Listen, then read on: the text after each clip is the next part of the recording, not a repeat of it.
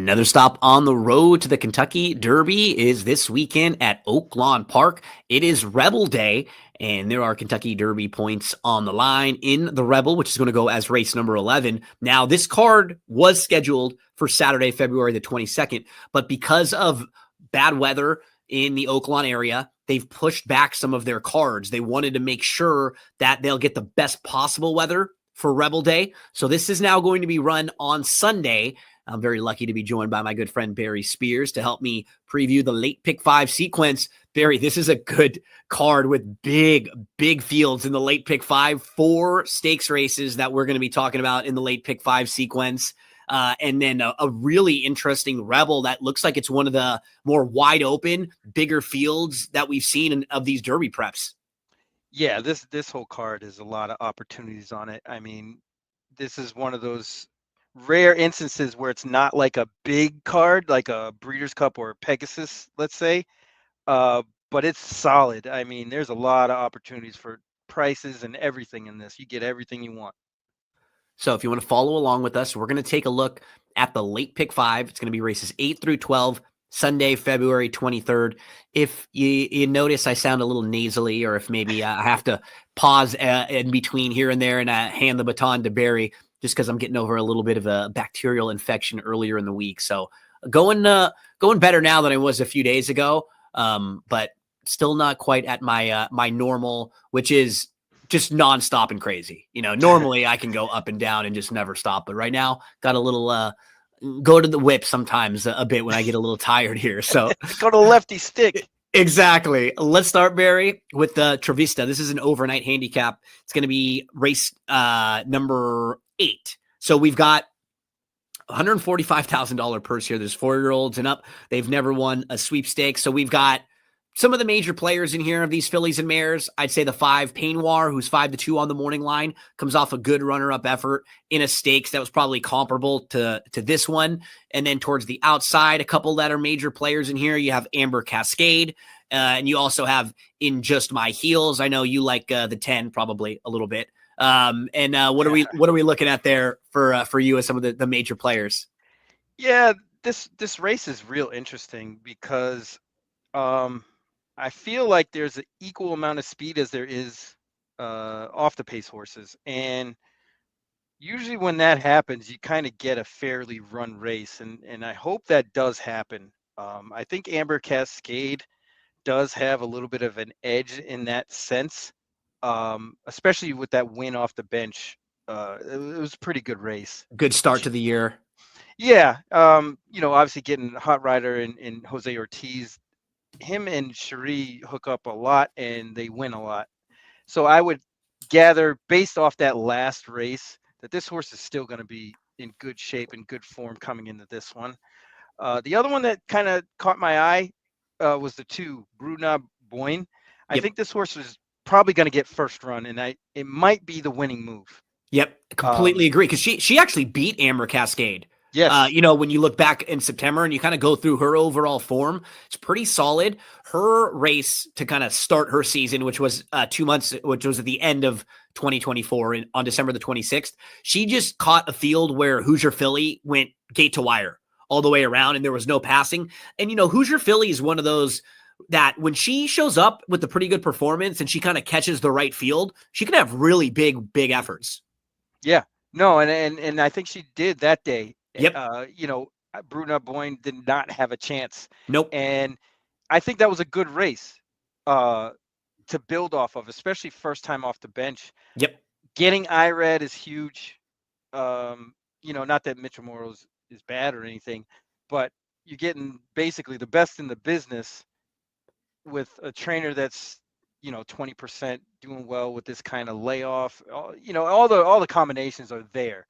It's just a matter of whether this horse can get first run to get ahead of Amber Cascade. She's a must-use to me. I had her picked on top. I think she fits really well. I think she gets a nice trip. A lot of the stuff that you mapped out right there, second start off the short break, it's always a positive with Irad jumping aboard. And then I was a lot of like 2, 5, and 10 in there somewhere. But I think the 5 just makes sense. It's going to get a pretty good trip. If you put a line through the race, 2 starts back on the muddy track, then all of a sudden you can see, okay, just didn't really like that. and she should be forward, and Pratt's aboard. I think she'll just give a good account of herself. She's not a fun or enticing horse to bet at a shortish price, but I think she kind of fits. I don't mind using her, Barry, because I'm going to get a little bold in the next race. So I want to make sure in this particular race, like I've kind of got the logicals, because I'll get a little creative following this. Yeah, I mean, she makes a lot of sense. I was just kind of, I don't think anybody's gonna give her a breather, and that kind of lessens her chances in my eyes. She's formidable, definitely fits here. Also thought that race at Tampa was a little weak, Sure. and she didn't get it done. So I'm a little skeptical, but I do agree, especially if you're in this pick five, gonna spread or get creative later. It's all right to use that one here because Yep. I don't think this horse is going to be too much of a favorite. You're No, not going to be below 2-1. I don't I don't. think. I don't think so either. I think like she'll be a shortish price, but she's not one that I'm like really worried about trying to beat because she's going to be so short of a price. I Mm. think she fits pretty well with this group. I love Pratt with horses like this too that have speed but can sit a little bit. He just seems to always like be in the right spot with those ones and know when to go. So, Funny how that happens when he's riding. right, yeah. Yeah. 2 for me and Barry both. I'm a little higher on the 5. Barry thought the 10 was one of the horses to beat Amber Cascade. I agreed on that. I mean, and just my heels make sense, but will be out wide. I mean, it's just tough to knock the recent form overall. She's been really in great form, but I just like others a little bit more in here than the 11 to the outside. So there's a look at the start of the pick 5 on Sunday at Oaklawn.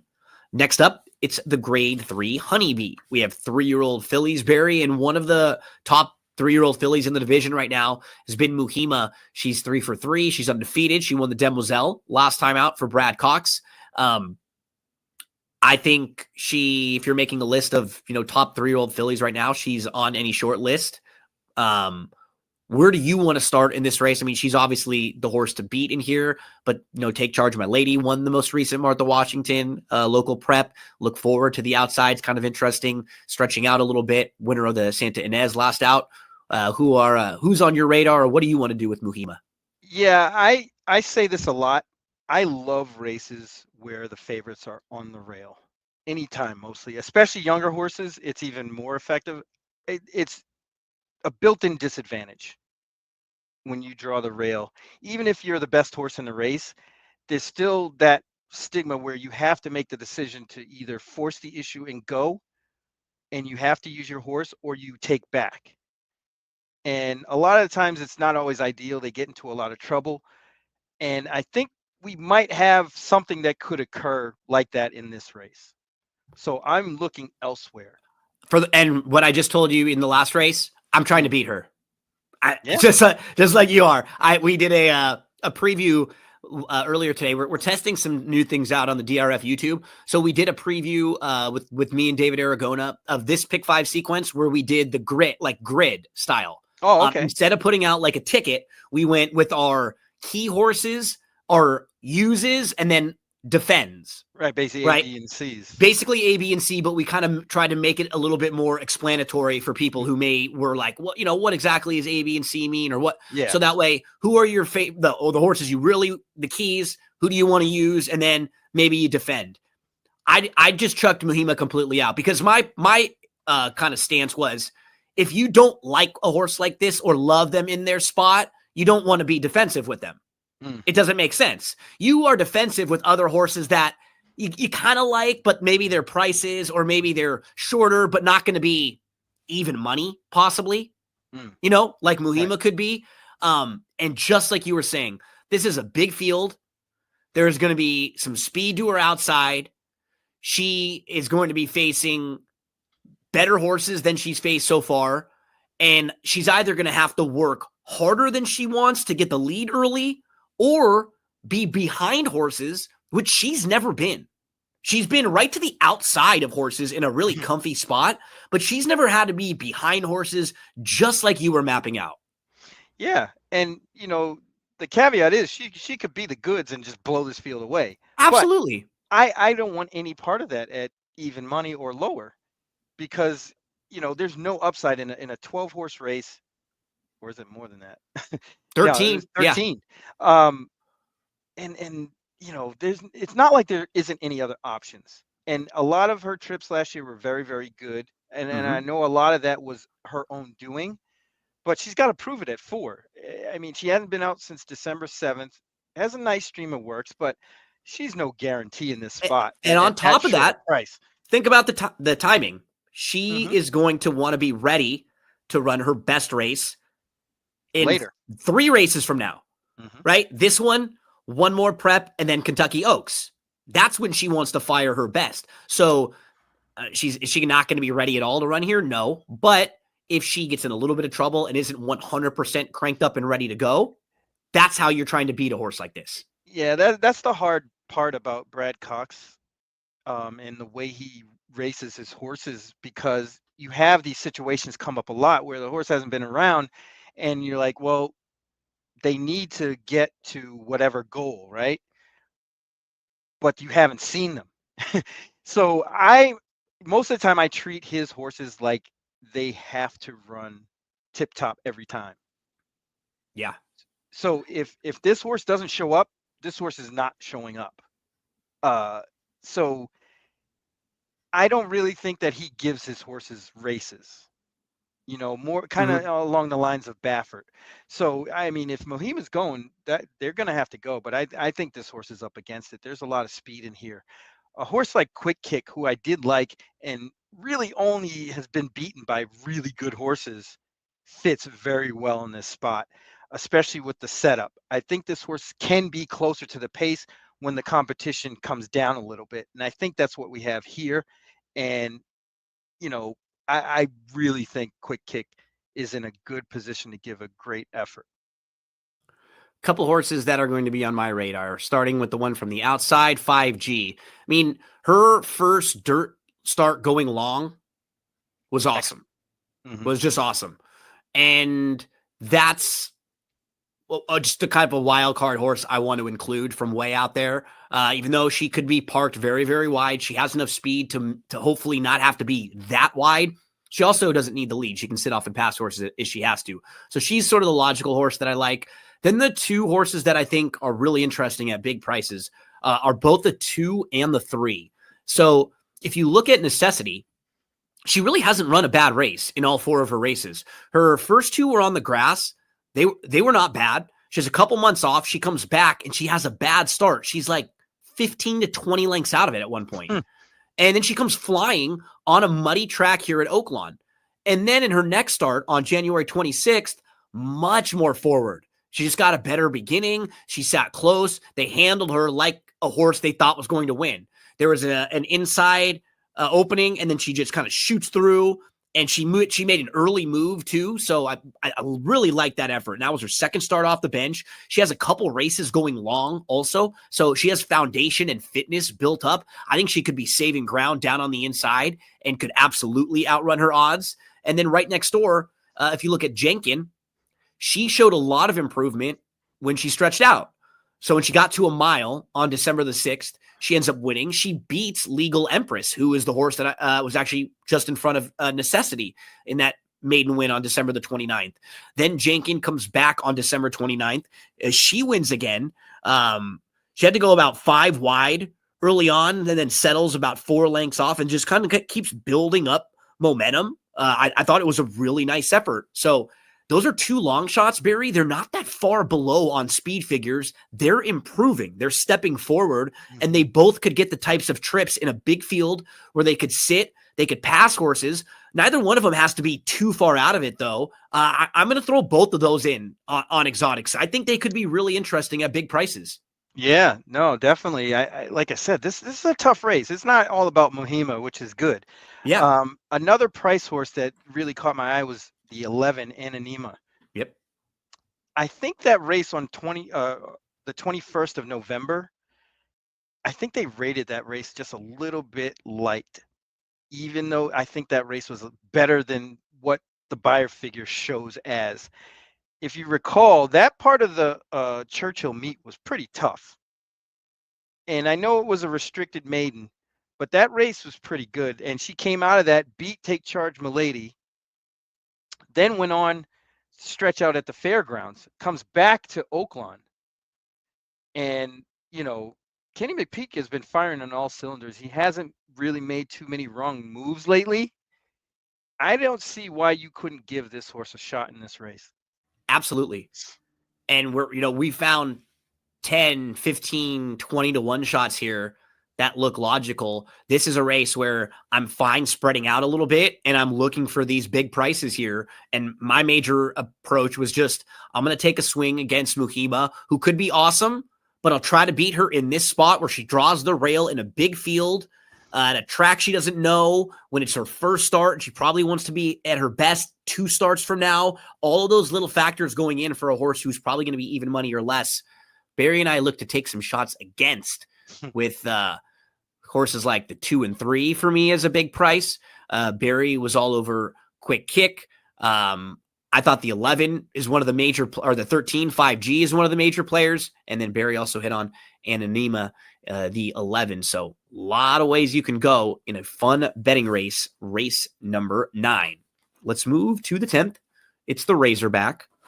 Barry, start us out here in the Razorback. Talk to us about who you like. Who are some of the major players that you want to use? This race, I went up and down this race a few times, and I really couldn't find all that much speed, funny enough. You got a full field of 14 participants and really not much speed. I honestly think that First Mission could wire this field.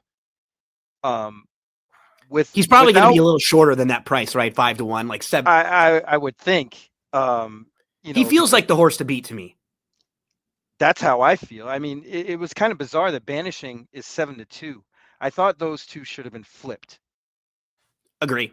But they're basically going off of those 2 triple-digit buyers, which are kind of hard to ignore.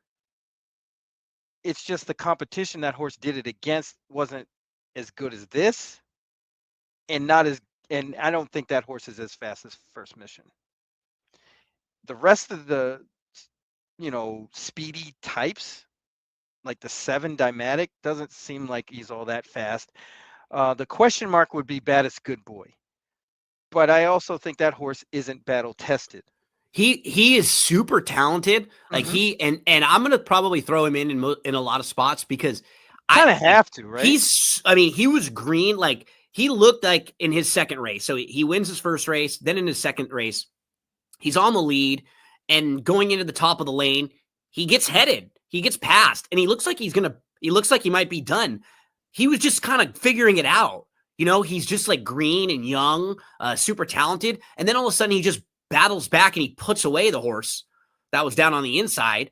And that was down on the outside of him. He was down on the inside and he just opens back up. And it was not a bad field. A third place finisher already came back to win their next start. I'm going to use him, Barry. This is a tough race, though. I mean, the 3 is the horse to beat. I think I kind of tier him ahead. I like this new face in the 6. For me, the 8, the long shot was the 6, Full Screen, who he's not all that consistent, but no. But he's dangerous in a spot like this. Look at his December 13th race. Performances, yeah. Just like that, at Oaklawn, going a mile and a 16th, he throws up a 99 buyer. So he's not like every race as consistent. You know what you're going to get from him, but he has a high ceiling. So he's going to be in the mix for me. Talk to us about any others on your radar. Yeah, that was kind of it. I kind of took a second look at Cook Creek, but I'm really not sure that IRAD wants to force the issue with this horse. And it creates a dilemma. Now, if this goes on a wet track, I might upgrade Cook Creek's chances, but it doesn't seem like the track is going to be wet. I think all that snow and whatever they didn't get very much of it, might be out of there by Sunday. But when you really break it down, I thought there was only really kind of like 3 horses in this race. And it was Banishing, First Mission, and then Baddest Good Boy. The rest of them have some holes, and need a lot of help in order to win this race. Sure. So I talk a little bit about Full Screen. I'm definitely using Baddest Good Boy. The 3 is, to me, the horse to beat first mission. Barry, as I turn the page to the Rebel, set us up for this one for a second while I grab a cough drop so I can Sure. keep myself nice and lubricated here as we finish up the next two. This is a solid Rebel field. Would you say Sandman? I mean, Sandman's the lukewarm morning line favorite of 4-1. Would you say he's kind of the horse to beat, and then kind of go through anyone else that's on the top tier? Yeah, I think Sandman would probably be the horse to beat based on his body of work. I saw this horse break his maiden up at Saratoga uh, last year in August, and he was pretty impressive that day. Didn't get a great run in the Iroquois, and then he's kind of blossomed. He's really kind of come into his own and is very impressive, but he's not a standout by any means. I actually think Admiral Dennis is a really, really interesting horse. And I don't think 12-1 is what you're going to get. But No, this horse has a legit excuse in the gun runner. you can, and if you read through some of the articles at DRF, you can tell Brad Cox likes this horse a little bit more than the horse might look on paper. Like he feels like he's a little bit better than that. I mean, he's a horse who's been favored in all four of his starts, and he's probably going to be 8-10-1. I think he'll be a little below what he is, but I think he'll still be of like a pretty fair price in here. Sandman's going to get bet a little. But as you were pointing out, he's the one they have to hold off, but he doesn't really make his own trip. Like with his running style, he could be a little bit vulnerable like he was last time out with Speed King. And what do we do with the horse like Hypnus? Oof. Right? Because so good in the debut, but was some of that the slop for a horse like this? Almost like a Mystic Dan situation like we had right. last year for the Derby, where Mystic Dan freaked at Oaklawn, and then, everybody was like, well, is this horse really that good? Or is it just a wet track? And I mean, breeding wise, this horse Looks the was part, yeah. like Dream Tree won the first 5 starts, was able to win going a mile and 16th sprint distances. So could be any type. I think a horse that I want to use in this race, Barry, that I feel like is going to get forgotten about a bit is the one. Because he doesn't have overwhelming speed figures. He goes out for smaller connections, but he's the type of horse that I like punching up. Like, I still don't think he's a Kentucky Derby type 1.25 mile horse, but still at a 1.16 here before they go that much farther, I think he can still be in play where he can save some ground down on the inside. He's shown us multiple dimensions. He was on the lead last time out, which I was really surprised because I played him and I liked him in that spot, but it was because I thought he was going to be sitting off the pace in a race where there was a lot of speed. 1 or 2 of those horses didn't go, and he just went on with it. I feel like I could see him kind of floating up a little bit, and all of a sudden you look up close to post and it's like he's 12 or 15-1, and that would be pretty nice value for him. My fear with Cole Battle, and this is coming from somebody who cashed on him the last 2 times, I fear that this horse is going to top out, meaning that we've seen the best of him, or maybe a little bit more. I agree with you on that. I don't really think that he has the jump up in him to win this race. I think he's going to be a useful sort, obviously going forward, winning grade 3s, grade 2s later on. I just don't think I think he's probably butted up against his best at this point. So I'm really cold on him in this spot, but I can understand why people would like him here. What do we do with the Baffert runner? Bullard was the one that really confuses me. Okay. Yeah. Because he got really great setups in his first 2, and then he just kind of got handled. I mean, he really wasn't close to Barnes in that San Vicente last time out. But Barnes could be better than this whole field. Absolutely. And make Bullard look really good here. Mm-hmm. That's the horse that really gives me fits in this spot. And he could get pace to run at in here. Right? In this big field, he could just sit back, have some pace. He beat Mattakit Road in his Bob Hope win. What do you think about that one, Baffert horse, Mattakit Road? You got to respect it. He doesn't ship to Oaklawn unless he's got winners. And this horse seems to be very fast. Citizen Bull, came back off his 2-year-old season and ran a hole in the wind. So I wouldn't hold that against Mattocket Road. In fact, I like that horse in that spot. I do too. And what's positive about Mattocket Road, he can pass horses. And in Mm. the races in Southern California, when they're smaller fields and he's facing No his other passing stable zones. mates, Right. and it's a field of 5, and whoever gets the lead is going to be able to kind of dictate things. Well, that's harder for him. But it is nice that we know he can pass horses, and he has that nice foundation where you see a 6 furlong, a 7 furlong, and a mile race to build things up. And the longer works. That's the other thing that Baffert does that I like a lot is When he starts to build ramps up. them. Yes, Mm-hmm. he ramps them up, and they're doing a lot of 6 furlong, 5 furlong works, which a lot of trainers don't do because they think it's going to hurt their horse. But he already knows by the time they get to this point that they've already been through the ringer, and it's just a matter of fine tuning everything. And then towards the outside, you have Speed King, who won the Southwest last time out. I do Tough kind of, draw. yeah, tough draw, another big field. Like I'm kind of looking at him like last time was the time that I wanted to catch him. He's going to be Yes. shorter than that this time, and I think this is just going to be a tougher field, tougher scenario, more other early speed in here to deal with.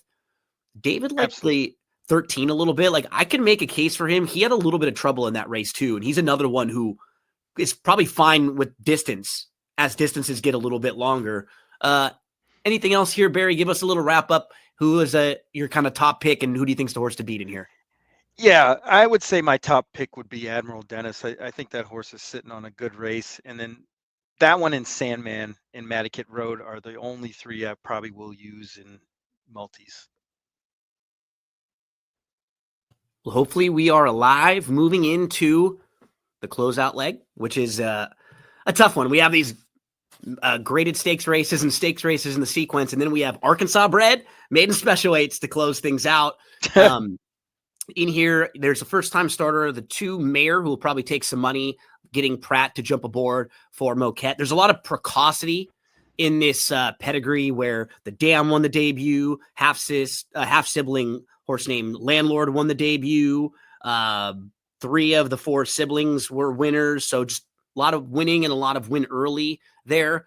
Towards the outside, the 8 $2 Eddie is a horse who has been defeated as your favorite 3 different times, so has been at this level already a couple times. And then Tiz Marcus was pretty good in the debut, something to build off. I think those are kind of the top 3 betting choices. I'll start with them, Barry, and hand it over to you. Do you like any of them? Do you not? Any other directions you want to go in? I liked 1 horse and 1 horse only in this race, and it's number 5, Cowboy Sense. Nice. That race that horse had on December 29th, I don't know if you want to bring it up or not, but this horse breaks oddly and kind of takes a left-hand turn.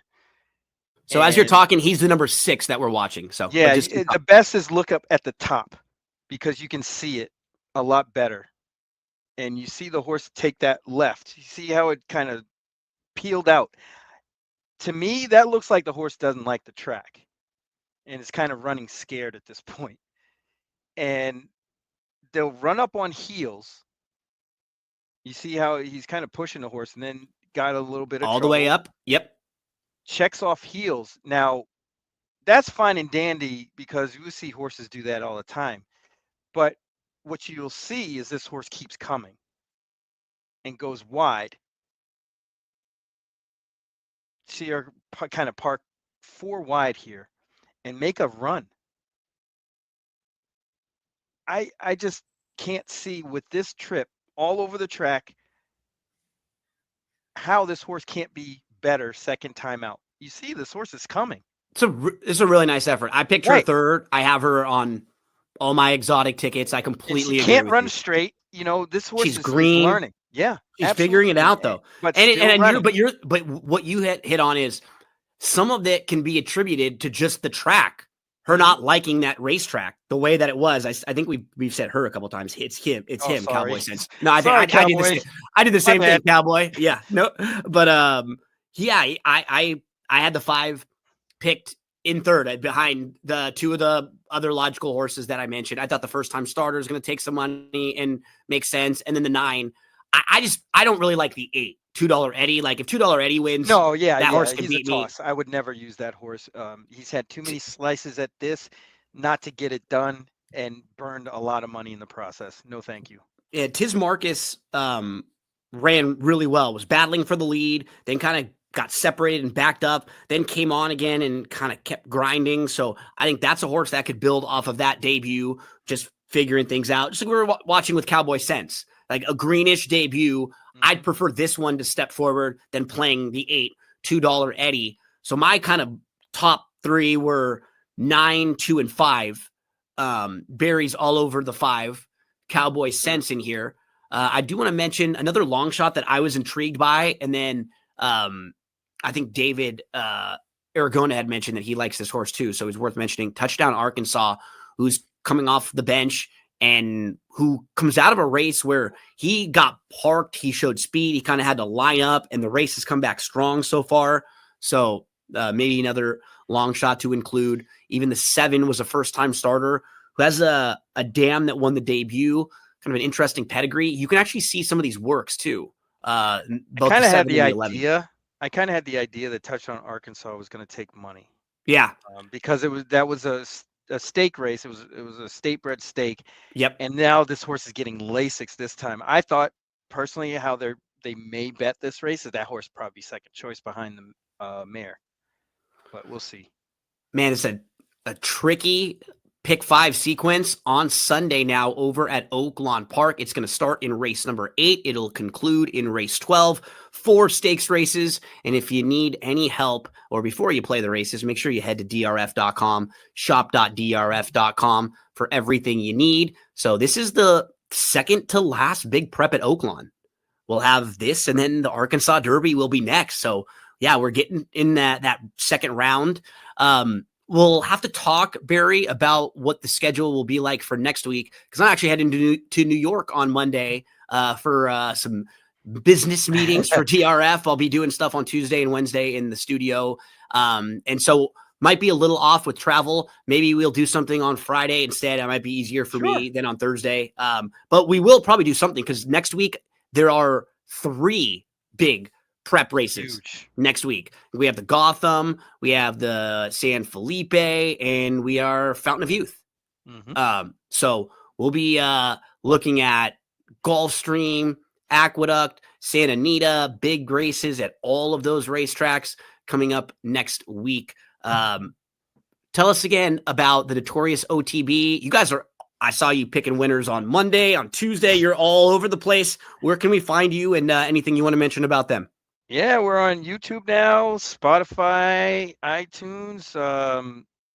We do a little show pretty much every day, and then one long one where we'll do either like a pick 4, pick 5, or our $100 budget specials. And we have a good time. I mean, we cash tickets. We just want to get it done and help people find some winners. Best of luck to all of you this weekend. Hope you cash tickets at Oaklawn Park on Sunday for Rebel Day. If you're watching this on YouTube, head on down below, subscribe, and then drop some comments and let us know. Do you like some of the horses that we're talking about? Do you have differing opinions? We'd love to hear from you. However you're playing them, we wish you the best of luck. Barry, good luck this weekend, my friend. And let's listen to some Joey Cleveland as we say goodbye.